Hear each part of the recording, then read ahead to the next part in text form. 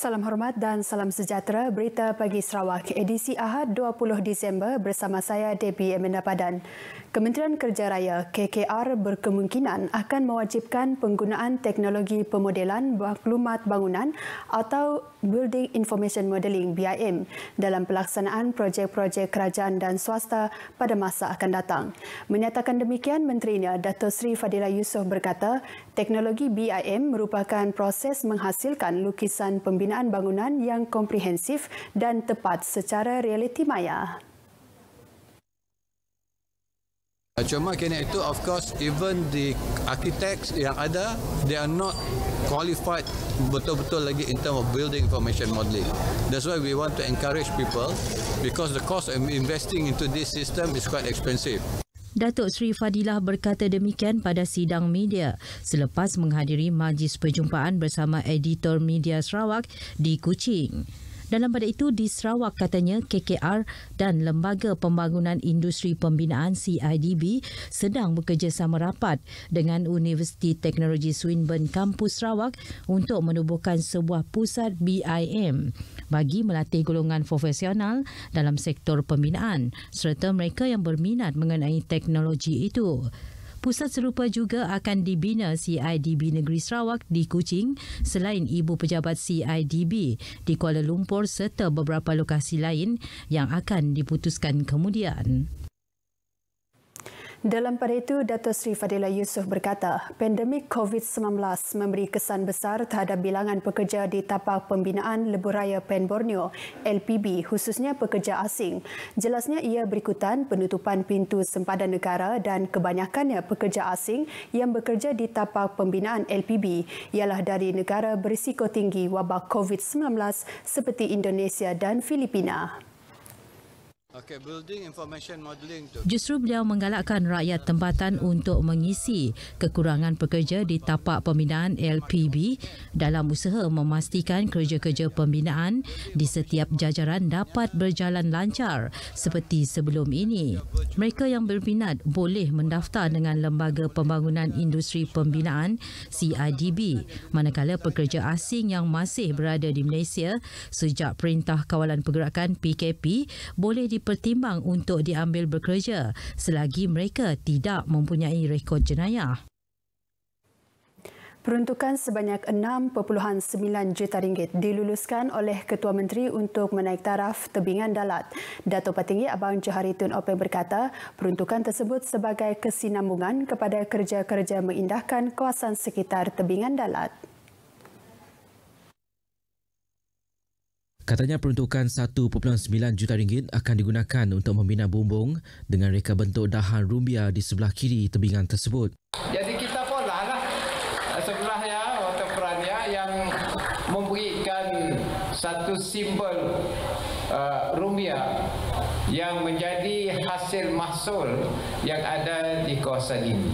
Ia akan melengkapkan kawasan berbumbung di sebelah kanan tebingan itu yang turut berdirinya sebuah menara tinjau. Beliau berkata RM5 juta lagi akan digunakan untuk menyambung kawasan tebingan dalat di hadapan Sekolah Kebangsaan St. Bernard hingga ke kawasan Tanah Perkebunan Cina Pasar Dalat. Dato' Patinggi Abang Johari berkata demikian ketika merasmikan projek naik taraf tebingan dalat.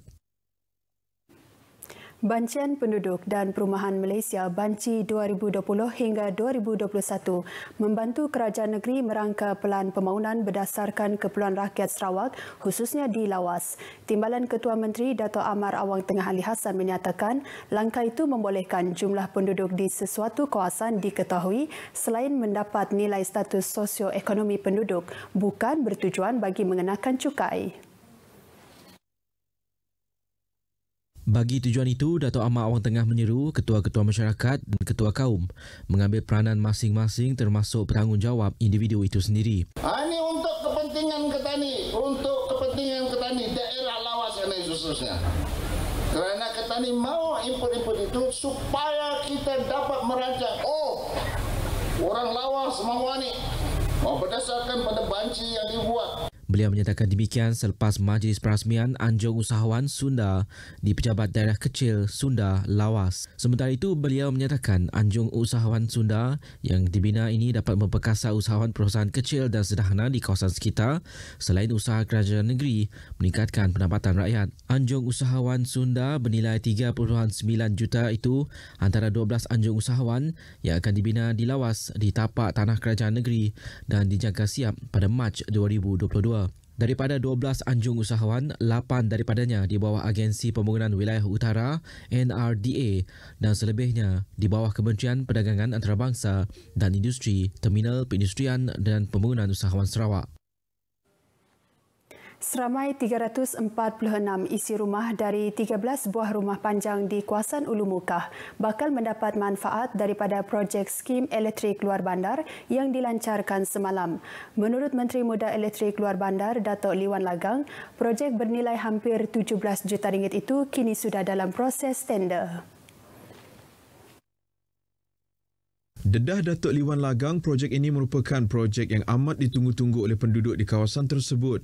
Lebih-lebih lagi sebelum ini projek itu pernah terbengkalai walaupun tiang-tiang elektrik sudah didirikan. Tegasnya, ekoran daripada projek itu terbengkalai, kerajaan negeri membuat keputusan untuk mengambil alih dan melaksanakan projek itu dengan Sarawak Energy Berhad dilantik sebagai agensi pelaksana. Projek ini antara lain merangkumi kerja pemasangan kabel sepanjang lebih 60 km untuk menghubungkan ke semua rumah panjang terlibat. Kita jangka mengambil 1 tahun lah sebab ini banyak prosesnya, pengambilan tanah, way lift dan juga pihak ACB akan berhubung dengan pihak-pihak yang di mana projek ini dijalankan. Datuk Liwan ditemui media selepas melancarkan upacara pecah tanah projek itu yang diadakan di Rumah Sawung Baling Sungai Wong Atas dekat Ulu Mukah. Beliau hadir bersama Adun Tamin, Insinyur Christopher Gira Sambang.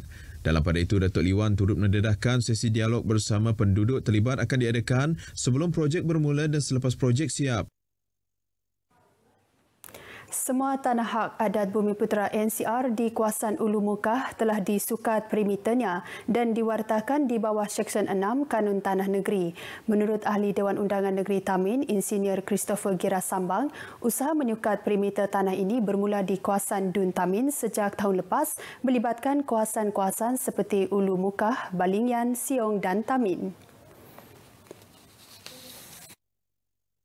Insinyur Christopher Gira berkata sebahagian daripada pemilik tanah juga telah menerima geran tanah individu di bawah Seksyen 18 Kanun Tanah Negeri. Berbincang untuk menentukan sempadan tiap-tiap rumah panjang. Lepas itu kalau sempadan sudah diputuskan, lepas itu saya minta semua tuan rumah di kawasan itu memohon untuk pergi land survey untuk meminta Seksyen 18 disukat.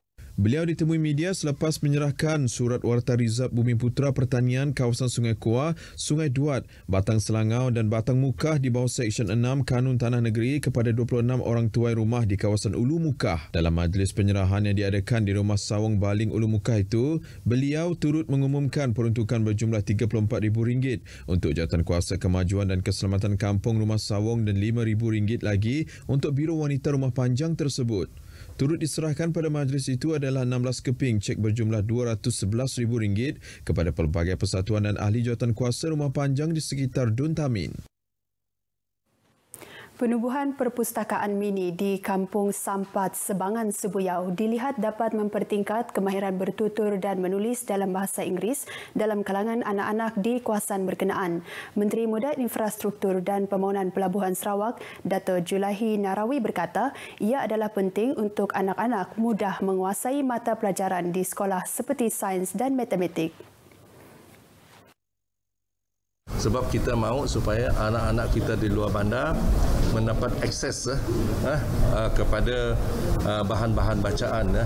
Lebih-lebih lagi kekurangan bahan bacaan, bahan buku-buku di luar bandar perlu kita tangani, dan salah satu daripada caranya ialah menyediakan buku-buku ataupun bahan bacaan tersebut di perpustakaan.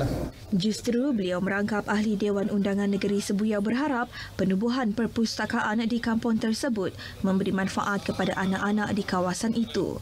Datuk Julaihi menyatakan demikian pada sidang media selepas majlis perasmian perpustakaan mini serta kempen belajar dan membaca bahasa Inggeris di Dewan Serbaguna Kampung Sampat Sebangan, Sibuyau.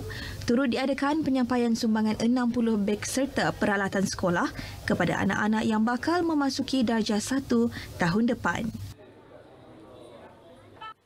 Semalam, kluster besi di daerah Kuching diisytiharkan tamat setelah tiada kes baru dilaporkan dalam tempoh 28 hari dari tarikh kes terakhir dikesan. Dengan ini, tiada lagi kluster COVID-19 yang aktif di negeri Sarawak. Jawatankuasa Pengurusan Bencana Negeri JPBN Sarawak menerusi kenyataan media juga memaklumkan semalam 2 kes positif COVID-19 dikesan, 1 di Sibu dan 1 di Miri. Ini menjadikan jumlah keseluruhan kes positif COVID-19 di Sarawak meningkat kepada 1,087 kes. Kes 1086 merupakan seorang pesara lelaki warga tempatan Sarawak yang menjalani saringan COVID-19 sebelum pembedahan dilakukan di Hospital Sibu. Kes 1087 pula merupakan seorang guru yang telah menjalani saringan COVID-19 sebagai individu yang baru balik dari kawasan berisiko tinggi jangkitan COVID-19 iaitu dari Selangor. Sekian berita pagi Sarawak hari ini. Saya Debbie Amanda Padan. Jaga diri sehingga berjumpa lagi.